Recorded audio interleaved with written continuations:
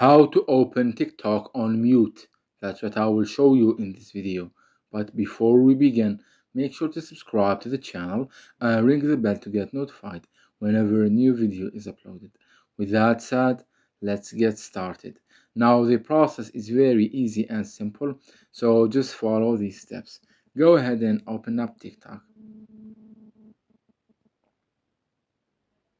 And once you do that, click on the profile picture at the bottom right corner of your screen to navigate to your profile page right here. Once you are on this page right here, you need to click on the three lines at the top right corner of your screen and then click on settings and privacy. And here scroll down to the content and display section, and from there click on playback. Once you do that, you will land on this page where you will see the first option. It says open TikTok on mute, and it tells you that videos will be muted by default when you open TikTok.